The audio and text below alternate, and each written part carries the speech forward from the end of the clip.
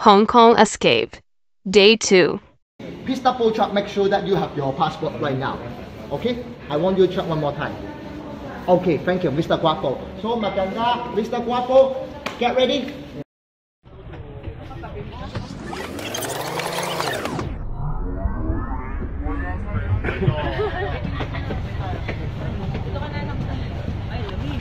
So, maganda, Mr. Guapo, maganda umaga. Good morning. Siya po si Mr. Pout, ang aming tour guide. Call my nickname Foggy because today I will be your bodyguard to go to Sky 100 Macau and later on going to Ocean Park.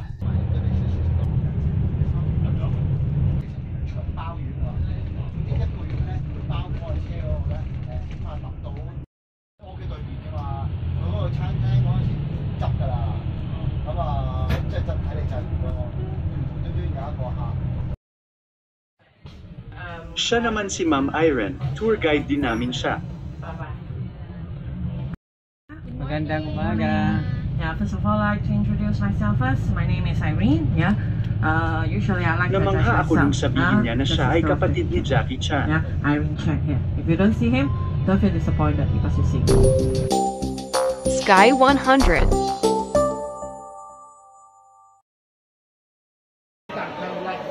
Sa wakas nandito na kami sa loob ng ICC. Maaga kaming nakarating, kaya pasyal-pasyal muna.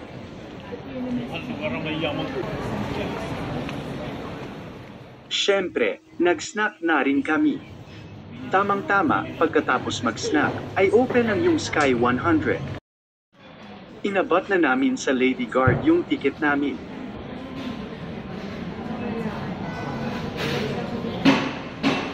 Ang Sky 100 Observation Deck ay matatagpuan sa 100th floor ng International Commerce Center, 1 Austin Road West, Kowloon, Hong Kong, soaring to 100th floor in just 60 seconds with the fastest double-deck elevator in the city.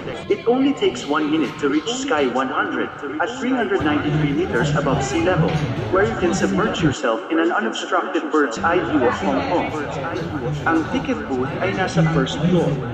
Dito sa second floor yung main entrance papuntang Sky 100. Unti-unti na kaming pumunta sa elevator. Napaka-pet malo ng place.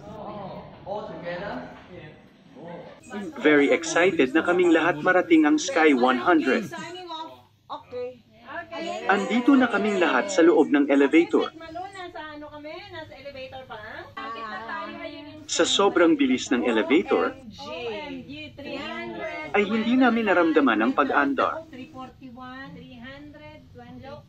Pero naramdaman ko ang pagsakit ng tenga, siguro dahil sa pressure.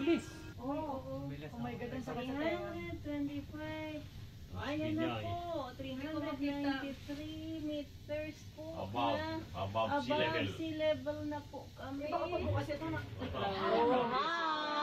Palabas na kami ng elevator, pupunta na sa Sky 100 Observation Deck. Nasa labas na.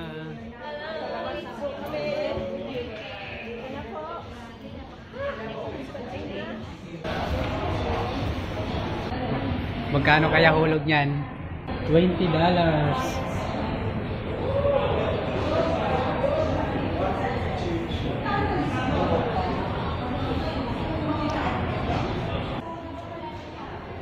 Pagkasilap ko pababa, kitang-kita ko yung tunnel. Yung mga napakaraming naglalakihang gusali.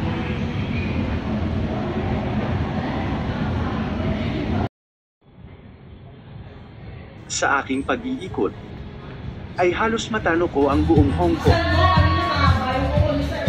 Hapon na at medyo nakakapagod na rin kaya nag-decide na kami na lisanay na ang observatory deck. Till next time. Tomorrow. Kala ko ba mag-video tayo? Ay, hindi tayo. Nakalimutan na. Oh my gosh, 90s, 80s, 70s, 60s. Galing ng building na to. Kung highest sa ngayon. Pang 10. 55 seconds lang, wala pang 1 minute. Ayan, sakto ng minute. 60. Dahil Sakto 1 minute. Bingi na tayo. Umigid. Kailangan na namin magpaalam sa ibang kapwa turista. Siya nga pala, marami kaming teacher na nakasama dito sa pamamasyal. Mag-iwahiwalay na tayo yan. Salamat. Mga ma'am, salamat po. Opo. Bye-bye. Uwi na kayo ng Pinas? Kailan kayo uwi? 8 days lang naman ito eh. Ay, ako ba ka? Wait, this yun.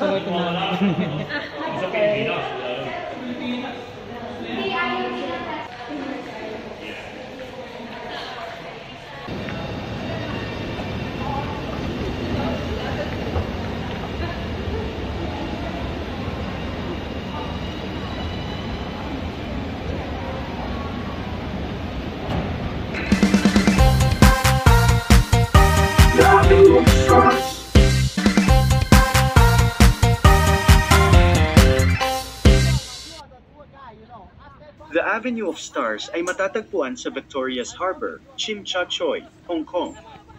Dito makikita ang 4 na kilalang statue.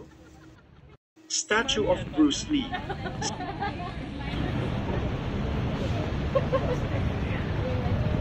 Statue of Anita Mui.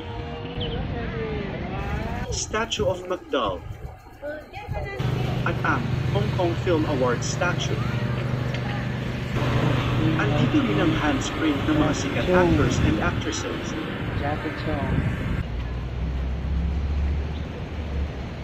No admission fee ang pamamasyal po dito sa Avenue of Stars.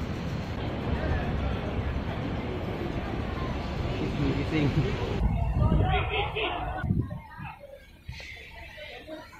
So therefore, you can enjoy the boat ride, all right? And therefore, they will bring you to see the old Hong Kong by passing the most famous rich man's thing, Victoria Peak.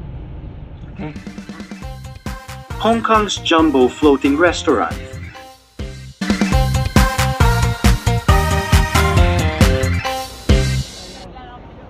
Dinala kami dito sa floating restaurant. Pero wala ito sa itinerary namin. Ang ending, nagbayad kami ng $60 per head. Pero hindi naman sa pilitan ang pagsakay. Noong 2020, kasagsagan ng COVID-19 outbreak, ay nasuspende ang operation nito. Kaya, noong June 14, 2022, tatanggo ang Jumbo Floating Restaurant sa Cambodia para sa bagong operator. Habang naglalayag sa Paracel Islands ng China Sea nitong June 19, 2022. Naka-experience nito ng bad weather kaya ito lumubog, sabi ng operator.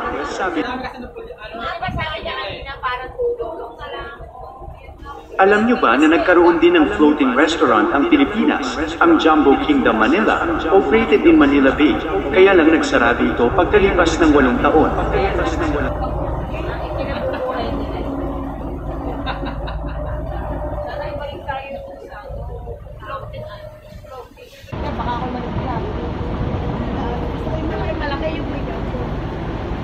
Dinala rin kami sa jewelry shop. Yun lang, bawal ang camera sa loob. Meron po doon maraming naglalakihang poster ng mag-asawang Pacquiao. Iyan po yung visitor's pass. Karamihan sa mga visitor, dinidikit nila sa pader pagkalabas ng shop. Thanks for watching.